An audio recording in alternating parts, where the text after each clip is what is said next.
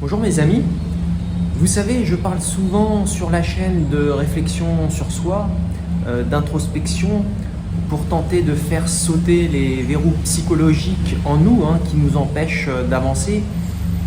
L'introspection est assurément une étape essentielle dans ce processus. Mais je voulais quand même vous rappeler aujourd'hui que cette introspection ne doit pas vous empêcher de vivre votre vie, en dépit des freins dont vous ne vous êtes pas encore libéré, émancipé. Réfléchissez sur vous-même, sondez-vous, mais en même temps vivez. Je veux dire rencontrez, expérimentez, parce qu'il n'y a rien de mieux que le monde extérieur et les relations avec autrui, je veux dire l'altérité, pour découvrir vos failles les plus handicapantes à corriger et vos carences les plus intimes à combler. En général, quand nous ne sommes pas encore conscients de tout ce qui nous manque, de tout ce qui nous bloque, inconsciemment, on tente coûte que coûte de compenser, mais pas forcément de la plus saine des manières. Ça peut aller jusqu'à même nous détruire nous-mêmes. Donc je disais que l'altérité est pour nous comme du pain béni pour progresser.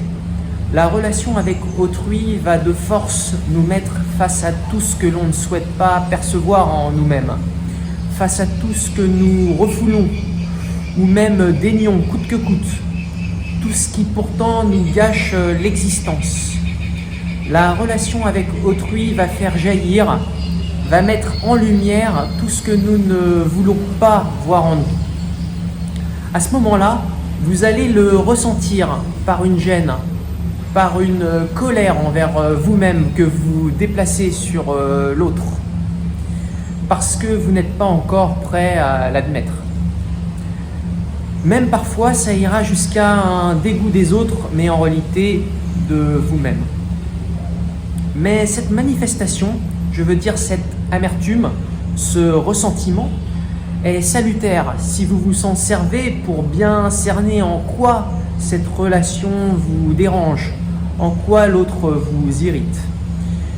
Servez-vous-en pour vous comprendre, pour dire stop à vos croyances que l'enfant souffrant avait mises en place dans le passé pour se protéger. Ces croyances étaient nécessaires, mais elles ne le sont plus aujourd'hui.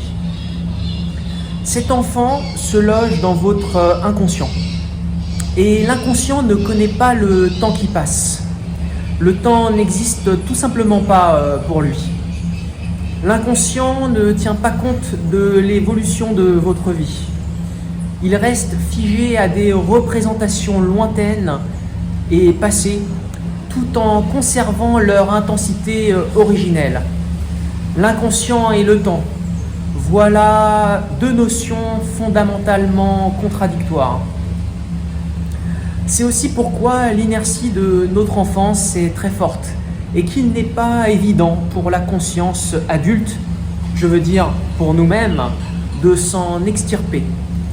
Mais ne laissez pas cet enfant prendre l'ascendant totalement sur vous parce que votre vie pourrait s'en retrouver gâchée. Je vous souhaite une bonne journée et je vous dis à très bientôt sur la chaîne. Prenez soin de vous.